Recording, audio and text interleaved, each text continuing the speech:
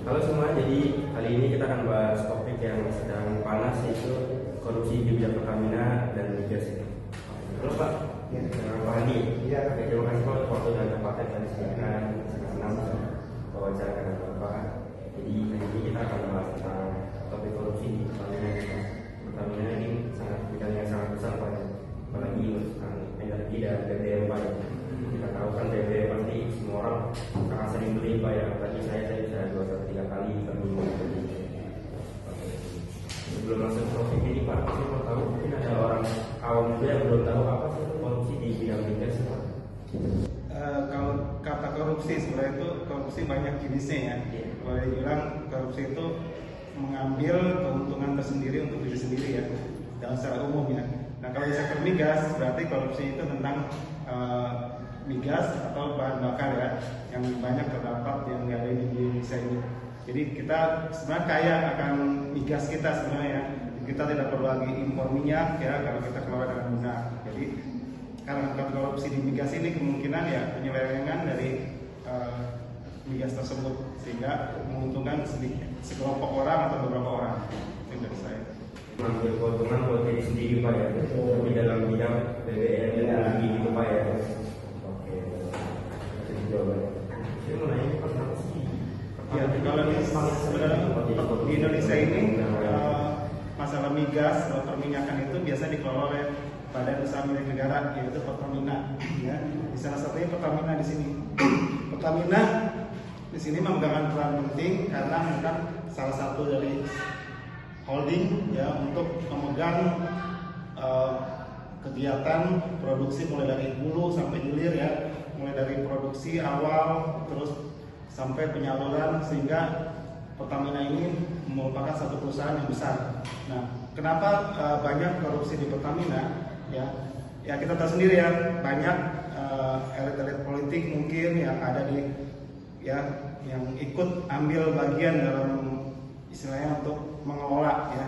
Karena tata kelola yang kurang baik sehingga banyak celah-celah yang bisa dimanfaatkan oleh orang-orang tertentu, sekelompok orang, sehingga dengan adanya celah tersebut sehingga banyak kebocoran-kebocoran ya, dalam arti ya orang mencari keuntungan sendiri di Pertamina ini. Jadi karena perusahaan yang sangat besar oleh banyak orang Pak ya. Iya. Jadi kan banyak orang pengen nyari keuntungan tuh di Betul. Iya. Dan yang terakhir Pak, dari saya untuk kenapa sih bisa serentan itu gitu loh Pertamina dalam produksi migas ini tuh bisa sangat rentan tentang korupsi sih Pak? Ya, seperti tadi ya saya di awal katakan bahwa Pertamina ini adalah salah satu holding ya, perusahaan yang memegang hak penuh untuk pengelolaan minyak. Ya, Pertamina merupakan induk dari banyak perusahaan, mungkin ada anak-anak perusahaannya di bawah-bawahnya ya, sehingga banyak ya karena banyaknya orang di banyak perusahaan di sub anak perusahaan, sehingga akhirnya Pertamina ini menjadi ladang untuk orang-orang melakukan praktek korupsi seperti itu. Ya Pak, Ya. korupsi ini kan pasti sangat merugikan bagi masyarakat dan negara. Menurut Bapak apa sih konsekuensinya untuk mereka? Ya, kalau untuk negara, korupsi ini dibilang kan banyak merugikan negara ya. Terutama kalau di sektor migas ini ya, membuat citra Indonesia itu menjadi jelek di mata dunia ya.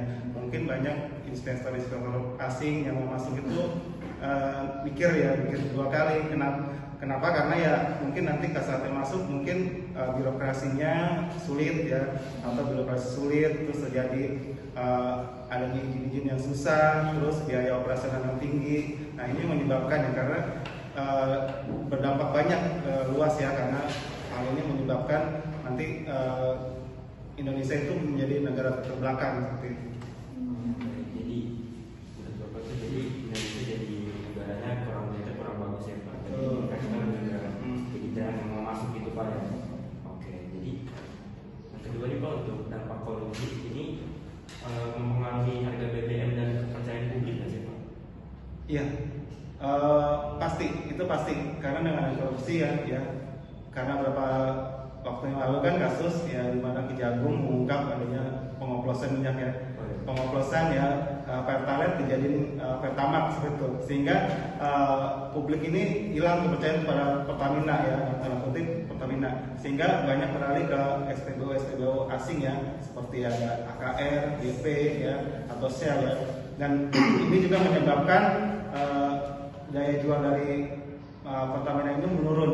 Karena apa? Karena ya tadi ya banyak orang beralih ke BBM yang bilang di sektor swasta ya, punya swasta seperti itu.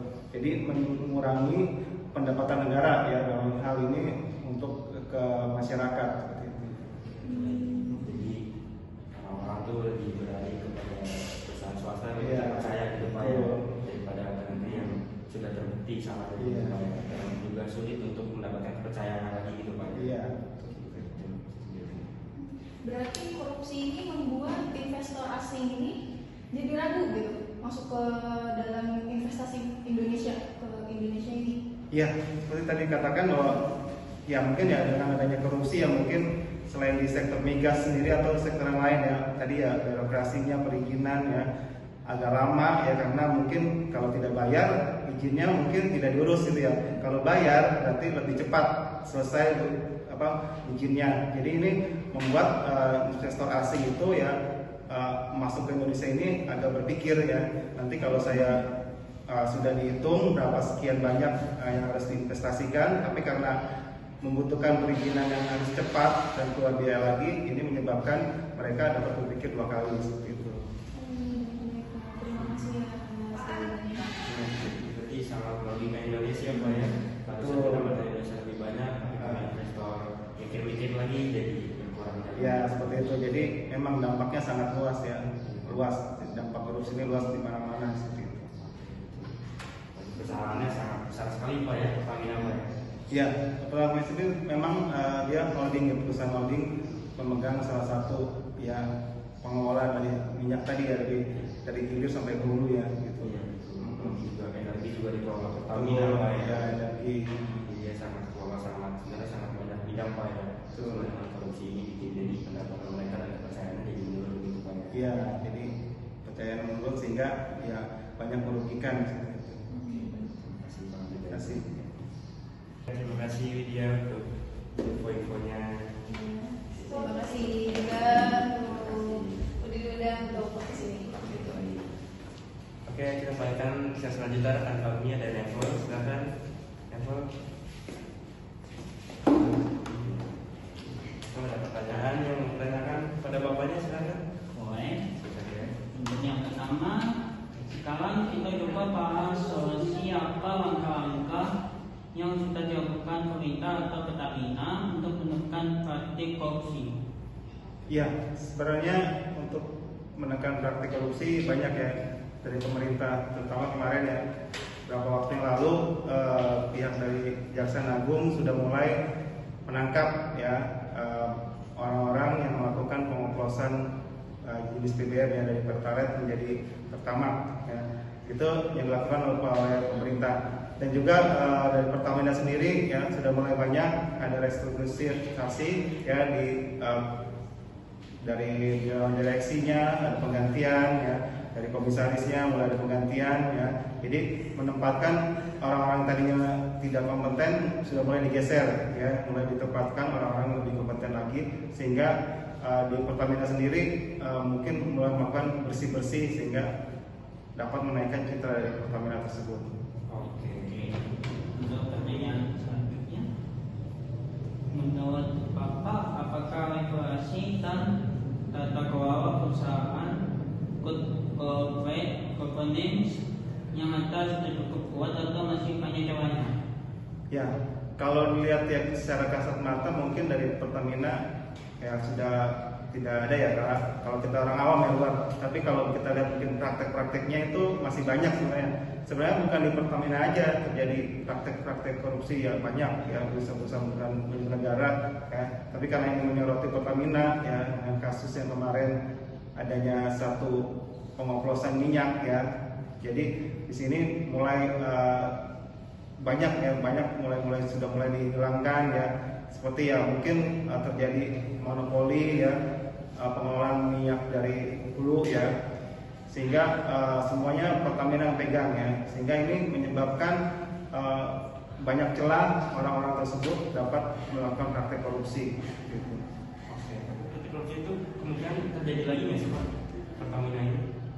Korupsi boleh dibilang pasti akan terjadi karena ya banyak ya dari pribadi orang tersebut ya karena ya mungkin kebutuhan dari orang tersebut ya, bukan kebutuhan hidup tapi kebutuhan untuk hidup mewah ya, bukan hidup sehari-hari ya, sehingga mereka melihat satu celah sudah langsung kebocoran tersebut akhirnya diperbesar sehingga korupsi mulai timbul gitu. Jadi masih banyak celahnya Pak ya, apalagi pasaran yang dikelola oleh banyak orang gitu Pak ya. Betul, ya. Jadi semua orang bisa akses gitu ya Pak ya. Iya, jadi ya kalau untuk menghilangkan tersebut kita harus SDM-nya ya, SDM sendiri harus diperbaiki ya. Mungkin orang-orang yang punya dedikasi tinggi untuk membangun negara ya, orang-orang yang cinta negara ya, orang-orang yang tidak terpancing ya untuk mengurus kebutuhan hidupnya sendiri. Jadi Pertamina ini harus evaluasi terus tentang karyawannya Pak ya. Iya. Harus bersih terus, harus dipilah mana yang benar-benar bisa bekerja untuk perusahaan, mana yang punya tingkat korupsi tinggi gitu kali Pak ya. Betul, seperti itu. Oke, selanjutnya kalau bisa menunjukkan satu reformasi baik besar, kira-kira apa yang harus setelah dilakukan untuk benar-benar mengurangi praktik korupsi di Pertamina?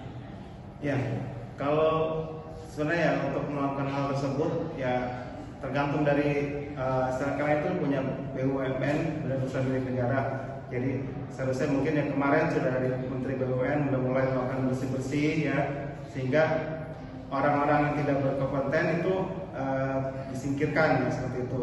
Jadi orang-orang yang baik, orang-orang yang punya visi ke depan untuk memajukan negara itu yang diberi kesempatan. Jadi orang-orang yang pekerjanya mungkin ya lebih malas-malasan itu mungkin akan tersingkir seperti itu.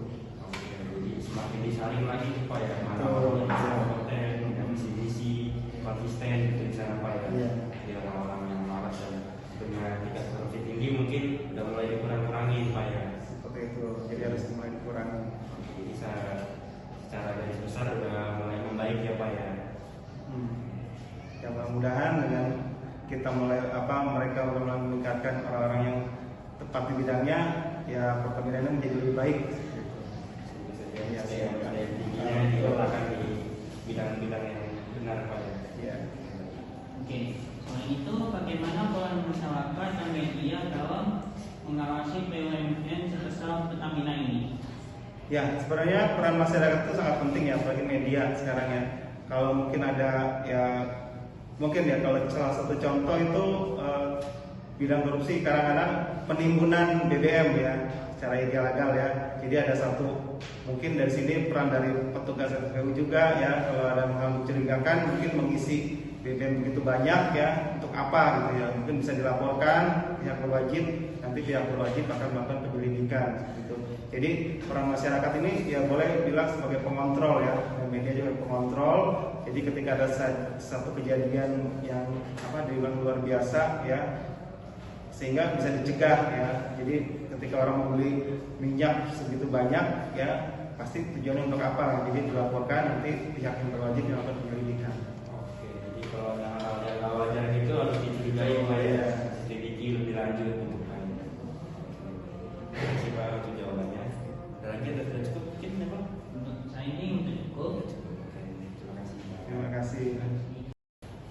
Oke, terima kasih nih Pak pertanyaannya, terus juga Bapak untuk jawabannya yang sangat memuaskan. Mengisi pertanyaannya Pak untuk informasinya. Oke, baik, terima kasih.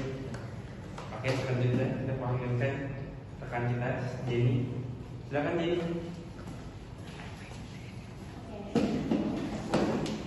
Oke Pak, saya ingin bertanya dari sisi modus operandi, mengapa praktik seperti manipulasi harga dan penolakan pasokan domestik tetap bisa berlangsung lama tanpa terdeteksi?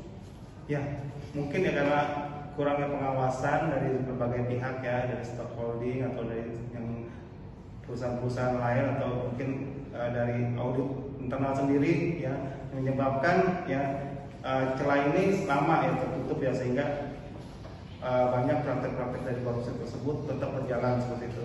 Jadi harus dari sisi audit internal sendiri, mereka sebenarnya harus bisa ya untuk mendeteksi kenapa celah tersebut masih ada, ya. Sehingga dengan adanya mereka melakukan audit, pemeriksaan secara berkala dan rutin, sehingga celah tersebut dapat dikurangi seperti itu. Oke, baik.